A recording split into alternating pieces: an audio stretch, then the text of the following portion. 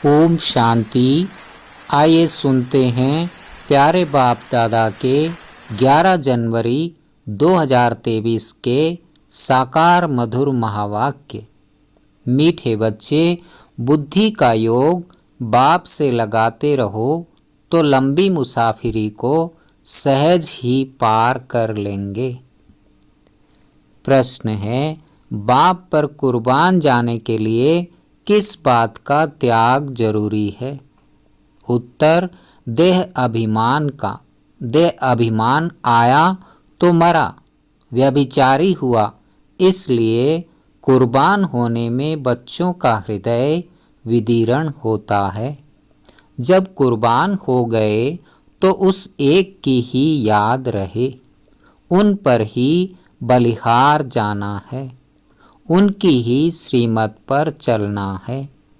गीत बजा है, रात के राही थक मत जाना, सुबह की मंजिल दूर नहीं। ओम शांति।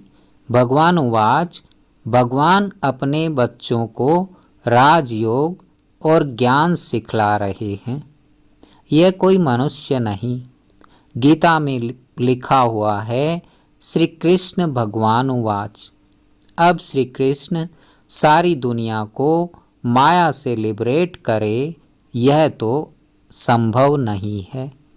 बाप ही आकर बच्चों प्रति समझाते हैं, जिन्होंने बाप को अपना बनाया है और बाप के सम्मुख बैठे हैं। श्री कृष्ण को बाप नहीं कहा जा सकता। बाप को कहा जाता है परम पिता, परम धाम में रहने वाला। आत्मा इस शरीर द्वारा भगवान को याद करती है। बाप बेट समझाते हैं कि मैं तुम्हारा बाप परम धाम में रहने वाला हूँ। मैं सभी आत्माओं का बाप हूँ। मैंने ही कल्प पहले भी बच्चों को आकर सिखाया था कि बुद्धि का योग मुझ परम पिता से लगाओ। आत्माओं से बात की जाती है। आत्मा जब तक शरीर में न आए तो आँखों द्वारा देख न सके, कानों द्वारा सुन न सके। आत्मा बिना शरीर जड़ हो जाता है। आत्मा चैतन्य है, गर्भ में बच्चा है, परंतु जब तक उसमें आत्मा ने प्रवेश नहीं किया है तब तक चुरपुर नहीं होती। तो ऐसी चैतन्य आत्माओं से बाप बात करते हैं, कहते हैं मैंने यह शरीर लोन पर लिया है, मैं आकर सभी आत्माओं को वापस ले जाता हूँ। फिर जो आत्माएं सम्मुख होती है उन्हों को राजयोग सिखाता हूँ। राजयोग सारी दुनिया नहीं सीखेगी, कल्प पहले वाले ही राजयोग सीख रहे हैं। अब बाबा समझाते हैं, बुद्धि का योग बाप के साथ अंत तक लगाते रहना है, इसमें अटकना नहीं है। स्त्री पुरुष होते हैं तो पहले एक दो को जानते भी नहीं हैं, फिर जब दोनों की सगाई होती है, फिर कोई 60-70 वर्ष भी इकट्ठे रहते हैं तो सारी जीवन जिस्म जिस्म को याद करते रहते हैं। वह कहेगी यह मेरा पति है, वह कहेगा ये मेरी पत्नी है। अब तुम्हारी सगाई हुई है निराकार से। निराकार बाप ने ही आकर सगाई कराई है। कहते हैं कल्प पहले मुआफिक तुम बच्चों की अपने साथ सगाई कराता हूँ। मैं निराकार इस मनुष्य सृष्टि का बीज रूप हूँ। सभी कहेंगे यह मनुष्य सृष्टि गॉड फादर ने रची है। तो तुम्हारा बाप सदैव परम धाम में रहते हैं। अभी कहते हैं मुझे याद करो। मुसाफिरी लंबी होने के कारण बहुत बच्चे थक पड़ते हैं। बुद्धि का योग पूरा लगा नहीं सकते। माया की बहुत ठोकरें खाने से थक पड़ते हैं, मर भी पड़ते हैं, फिर हाथ छोड़ देते हैं। कल्प पहले भी ऐसे ही हुआ था। यहाँ तो जब तक जीना है तब तक याद करना है। स्त्री का पति मर जाता है तो भी याद करती रहती है। यह बाप व पति ऐसे छोड़कर जाने वाला तो नहीं है। कहते हैं मैं तुम सजनियों को साथ ले जाऊंगा, परंतु इसमें समय लगता है, थकना नहीं है। पापों का बोझा सिर पर बहुत है, वो योग में रहने से ही उतरेगा। योग ऐसा हो जो अंत में बाप व साजन के सिवाय और कोई याद न पड़े। अगर और कुछ याद पड़ा तो व्यभिचारी हो गया, फिर पापों का दंड भोगना पड़े। इसलिए बाप कहते हैं परम धाम के राही थक मत जाना। तुम जानते हो मैं ब्रह्मा द्वारा आदि सनातन देवी देवता धर्म की स्थापना कर रहा हूँ और शंकर द्वारा सभी धर्मों का विनाश कराता हूँ। अभी कॉन्फ्रेंस करते रहते हैं तो सभी धर्म मिलकर एक कैसे हो जाएं, सभी शांत में कैसे रहें, उसका रास्ता निकालें। अब अनेक धर्मों की एक मत तो हो नहीं सकती। एक मत से तो एक धर्म की स्थापना होती है। वह सभी धर्म सर्वगुण संपन्न संपूर्ण निर्विकारी हो तब आपस में क्षीर खंड हो सकते हैं। राम राज्य में सभी क्षीर खंड थे, जानवर भी लड़ते नहीं थे। यहाँ तो घर घर में झगड़ा है। लड़ते तब हैं जब उनका कोई धनी धोनी नहीं है, अपने माता पिता को नहीं जानते हैं। गाते भी हैं तुम माता पिता हम बालक तेरे, तुम्हारी कृपा से सुख घनेरे। सुख घनेरे तो अभी है नहीं तो कहेंगे माता पिता की कृपा नहीं है। बाप को जानते ही नहीं तो बाप कृपा कैसे करें। फिर टीचर के डायरेक्शन पर चलें तब कृपा हो। वह तो कह देते सर्वव्यापी है तो कौन कृपा करे और किस पर कृपा करे। कृपा लेने वाला और करने वाला दोनों चाहिए। स्टूडेंट पहले तो आकर टीचर के पास पढ़े, यह कृपा अपने ऊपर करे, फिर टीचर के डायरेक्शन पर चले। पुरुषार्थ कराने वाला भी चाहिए। यह बाप भी है, टीचर भी है तो सतगुरु भी है। उनको परम पिता, परम शिक्षक, परम सतगुरु भी कहा जाता है। बाप कहते हैं मैं कल्प कल्प यह स्थापना का कार्य कराता हूँ। पतित दुनिया को पावन दुनिया बनाता हूँ। वर्ल्ड ऑलमाइटी अथॉरिटी है ना, तो वर्ल्ड अथॉरिटी का राज्य कायम करते हैं। सारी सृष्टि पर एक ही लक्ष्मी नारायण का राज्य था। उन्हों की ऑलमाइटी अथॉरिटी थी। वहाँ कोई लड़ाई झगड़ा कर न सके।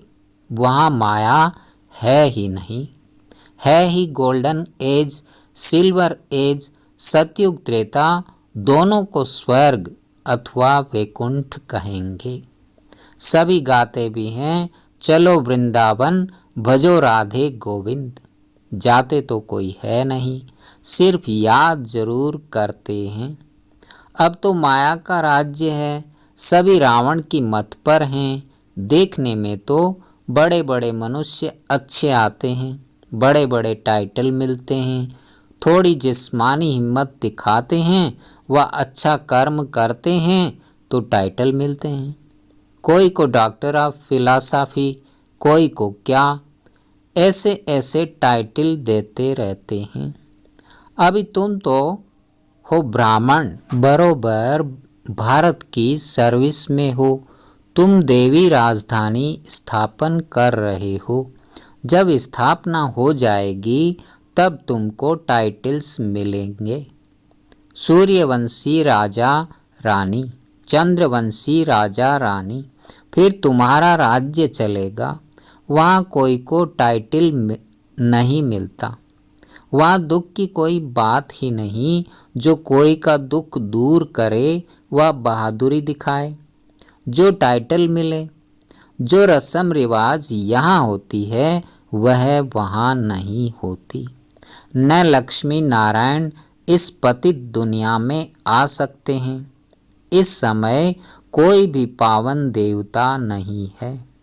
यह है ही पतित आसुरी दुनिया। अनेक मत मतांतर में मूझ गए हैं। यहाँ तो एक ही श्रीमत है जिससे राजधानी स्थापन हो रही है। हाँ, चलते चलते कोई को माया का कांटा लग जाता है तो लंगड़ाते रहते हैं। इसलिए बाप कहते हैं सदैव श्रीमत पर चलो। अपनी मनमत पर चलने से धोखा खाएंगे। सच्ची कमाई होती है सच्चे बाप की मत पर चलने से। अपनी मत से बेड़ा गर्क हो जाएगा। कितने महावीर श्रीमत पर न चलने कारण अधोगति को पहुँच गए। अभी तुम बच्चों को सद्गति को पाना है। श्रीमत पर न चला और दुर्गति को पाया तो फिर बहुत पश्चाताप करना पड़ेगा।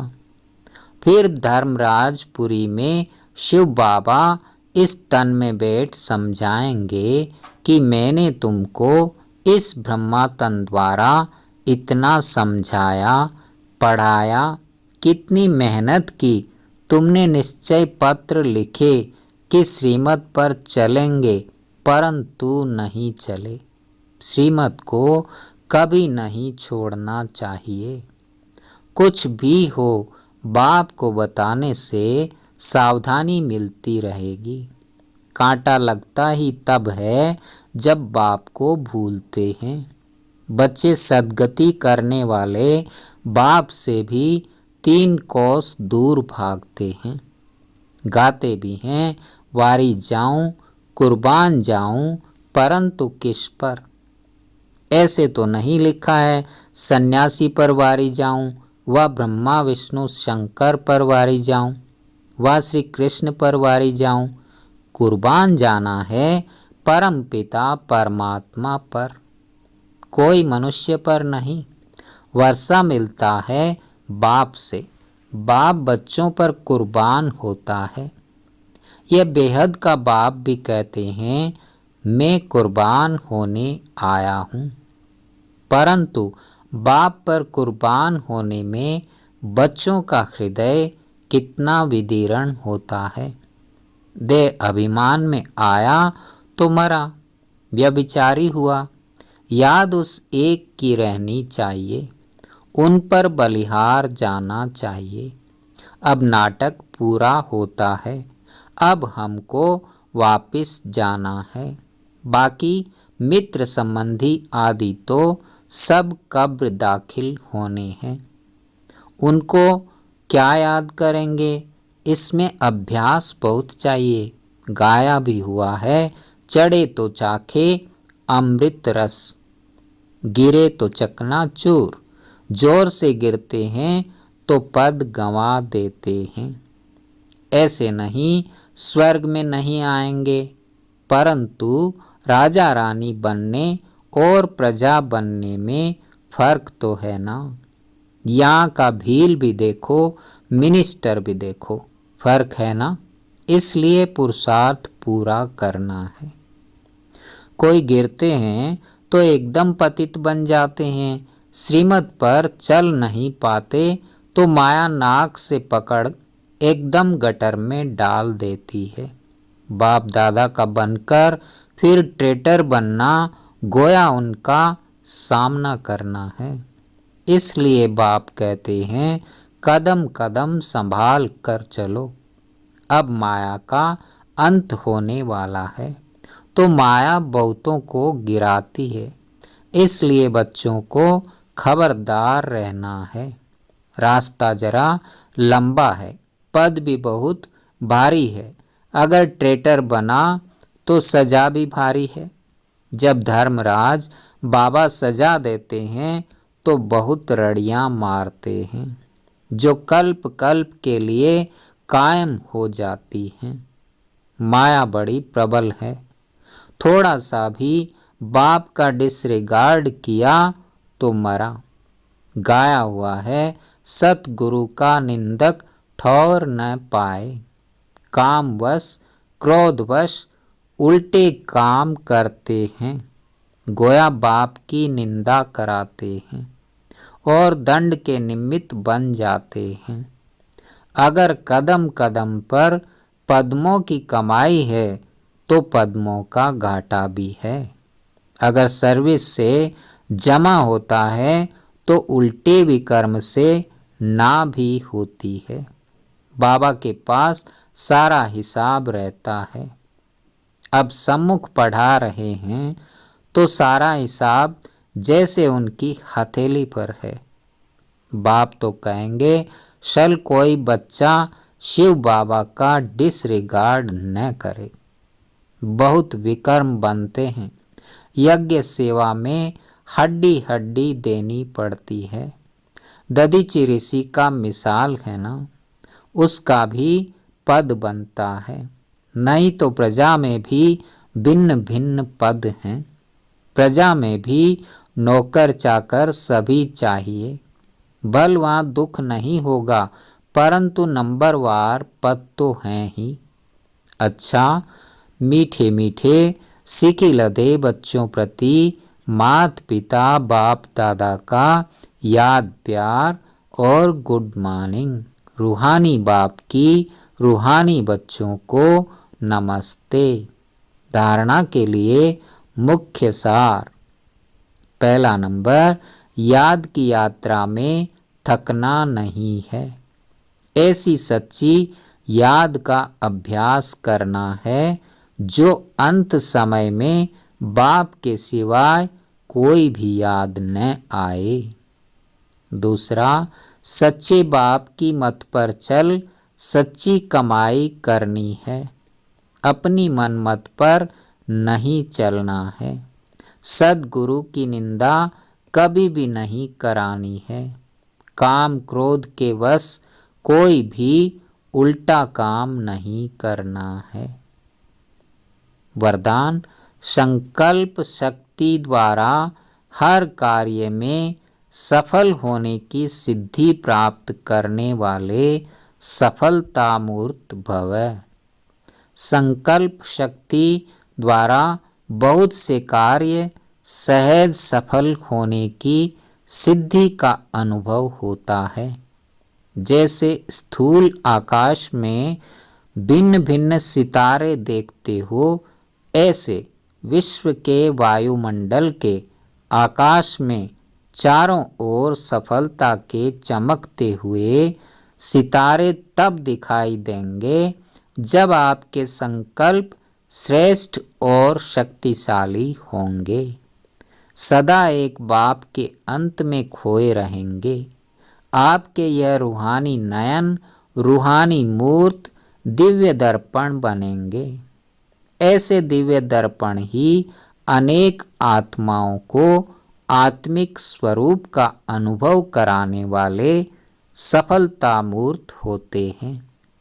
स्लोगन, निरंतर ईश्वरीय सुखों का अनुभव करने वाले ही बेफिक्र बादशाह हैं।